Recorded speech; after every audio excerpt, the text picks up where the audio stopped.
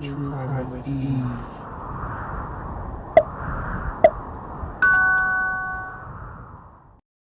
Feds drop charge against Sarah Wondra for firearm case. Woman one of four suspects in unrelated case of missing child. Leslie Thompson, Argus Observer, November 3, 2023. The federal government has permanently dismissed its indictment of Sarah Wondra in a firearm case, according to documents filed Tuesday in the U.S. District Court for the District of Idaho. This is because the state of Idaho prosecuted and convicted Wondra for related charges. In the interest of justice, the government no longer wishes to proceed with this matter and moves the court for an order dismissing the indictment in this case without prejudice, reads the motion filed and signed on Thursday by U.S. Attorney for the District of Idaho Joshua D. Hurwitz. Wondra was sentenced by the state on October 6 for 2 felony charges regarding a firearm.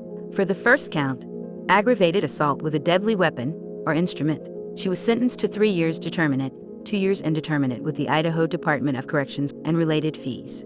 For the second count, evidence destruction, alteration, or concealment, Wondra was sentenced 2 years of indeterminate time, giving credit for 228 days already served. The federal charge Wondra faced was for unlawful possession of a firearm.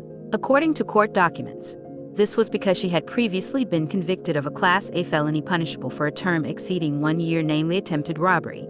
Pending court dates affiliated with the federal case have been canceled, including a trial readiness conference that was set for November 21st and a jury trial that was set for December 4th. Fruitland Police Chief J.D. Huff subsequently told the Argus Observer the Wondras remained suspects in the missing child case.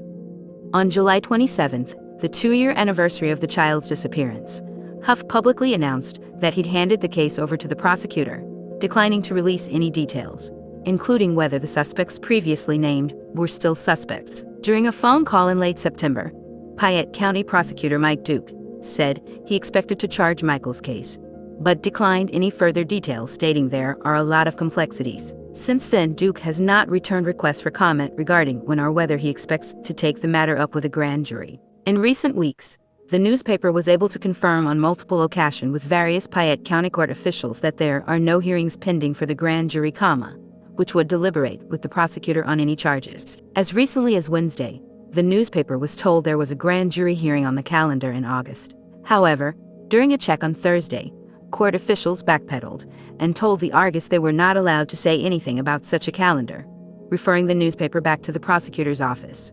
Per Idaho Criminal Rule 6, grand jury paneling and hearings are closed to the public. However, there is no language in the law governing the creation of such jury panels, which states hearing dates are not public information. An official at Duke's office told the newspaper that Duke has instructed them not to let out information regarding that calendar. Requests for comment are still pending with Duke.